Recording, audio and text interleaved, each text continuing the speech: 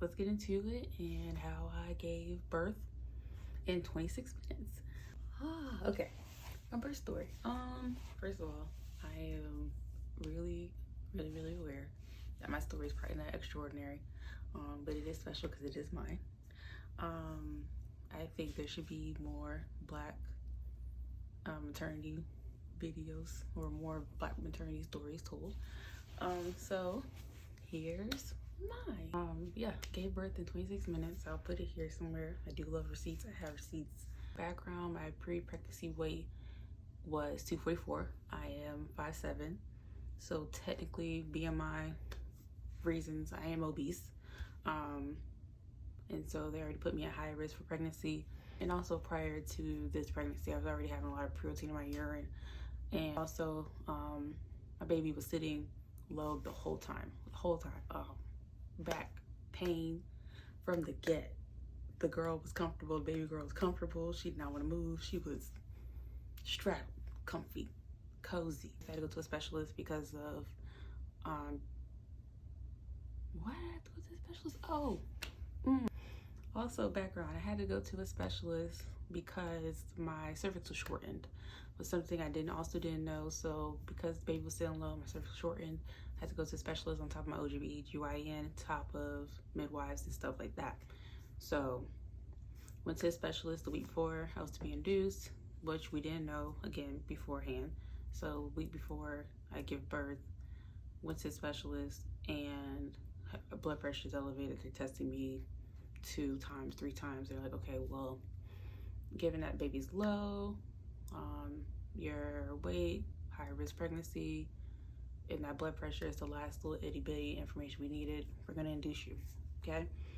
I was like, oh, okay, so you're gonna tell my OB/GYN this as well, like the midwives, because they need to know. Yeah, give that information to them.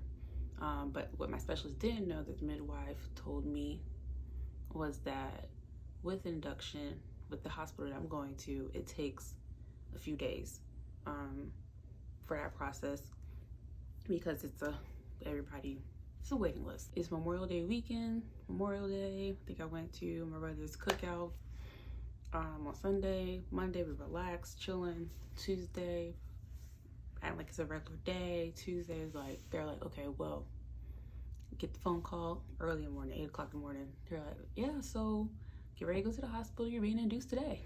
I'm like, so we going right now. They're like, right now. My go bag is partially packed. Fred's go bag is not packed at all. Go in. I think we get there at like 9 o'clock. We get my cervix checked, and they're like, well, you're 5 centimeters dilated. And I was like, Fred looked at me like, I'm like, I don't know what I don't know. I don't know what that feels like. I don't know what that is. I don't know. They were like, well, this baby was gonna come this week. Okay, so I guess we're doing it tonight. And I was like, oh, okay. Originally what they thought was, I go in for the induction. We don't do the induction until like the next day.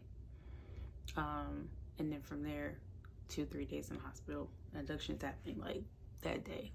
So they're like, anything that you want to do, eat now, because then once you get induced and once we start the process, you can't eat. I was like, okay, bet. So I think I start the induction at noon, and then from noon till about 5 is when they start the Pitocin, and I'm starting the process. I'm like, okay. They check on me every like now and then, like, hey, how you doing? I'm like, okay, acting like normal. My people are there, and I'm like sleeping. I'm like, okay, well, we're just going through it at this point. Anesthesiologist comes in with epidural, because I'm getting my epidural. Okay, me, that's $3,000. I'm getting my epidural. So get the epidural. It's a needle. I don't know what the needle looks like. It's a needle. And Fred's holding me, we're holding each other. I have to tell the anesthesiologist left or right, so he can put the, make sure the needle's going straight in the middle of my back. So if he's too far left, I say left. If he's too far right, I say right. It's like yeah. I had a little phantom pain from that epidural for like up until a few weeks ago. So about 3 months. And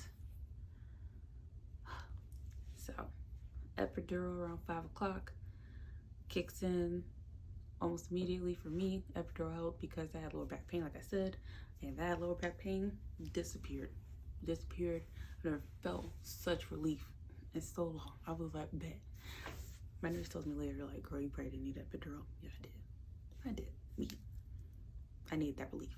About 6, 7, they're like, yeah, it's gonna start to feel like you have to poop. I'm like, not a good feeling. But okay. 6, 7, I'm like, okay, I'm feeling it. When can I push? They're like, a little bit longer. I'm like, I'm ready to push. I'm ready to push now. 7:30. They're like, how you feeling? I'm ready to push. When can I push? She's on her way. She wants to come now. I have the NBA finals on in the back, or the playoffs one in the back, and I have the volume on so I can be like distracted. And I'm smiling because the nurse is like, yeah, do you want to like turn that off? We're about to get started. I said, no, I do not. I'm going to watch the playoffs. Thanks. I want to hear it. Thank you. Appreciate it. And so we start 8 o'clock. 8 o'clock, my midwife comes in, the doctor comes in, and my nurses are in there. Amazing, Black woman, loved her. She helped me with the breathing.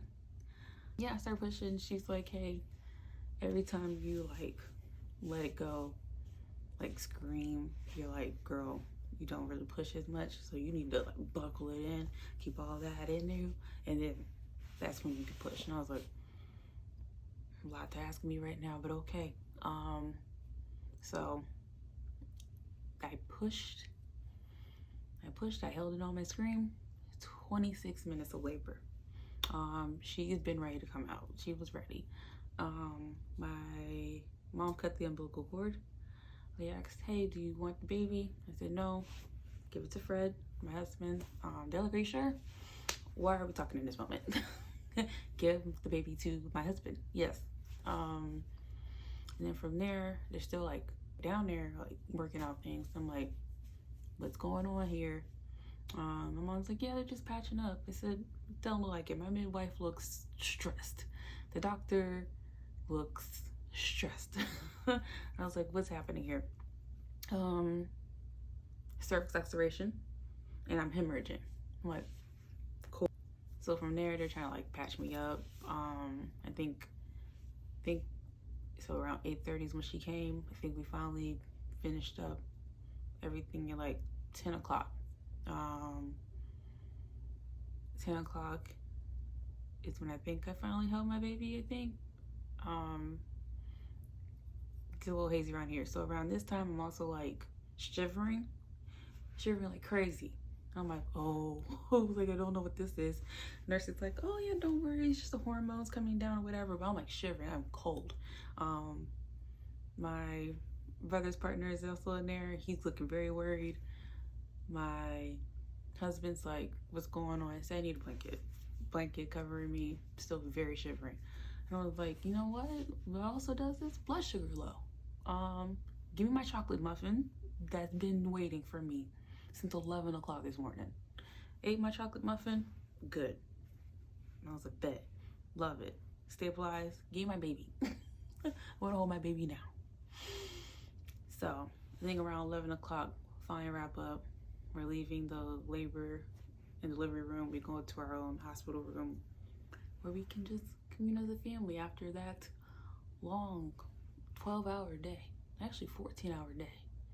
Tired, hungry, food places are closed. It is almost midnight. I asked for 3 things. I wanted my diffuser so it can smell like lemon lavender up in there. Got that, check. Easy peasy.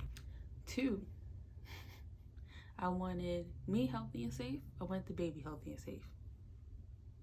Baby's healthy and safe. I am safe. Healthy part, we'll get there. 3, after I deliver, I want my sushi. I want my sushi in my hand, in my mouth. I want my chopsticks. I didn't get my sushi until tomorrow, till the next day at 4 o'clock p.m. Anyway, my birth story, sorry. Focus. We are in the hospital for the next 2-3 days. I had lovely night nurses who stocked me with everything that I needed and I wanted. Witch hazel pads, love those, need those. The underwear, the flexi underwear, the white flexi underwear that makes you, don't care how it makes you look. It feels great, you're gonna want that. Stock up on that. Big pads, you're gonna want that. Stock up on that. Postpartum stuff, my friend came in handy. Love her. My friend gave me like a kit of postpartum stuff. Didn't know I needed it. I'll put it somewhere, whatever they do, I'll put it in here somewhere. Needed that. Loved that. When I got home, came in handy. We'll talk about postpartum stuff, probably another video. We'll see. Maybe. Who knows? Well, Victoria, born 8:29 p.m. after 26 minutes of labor. I'm good after experiencing postpartum preeclampsia. Husband's good. And that's my birth story. Wrapped up. More Black women should tell their maternity stories or their birth stories. I was very nervous to be pregnant, but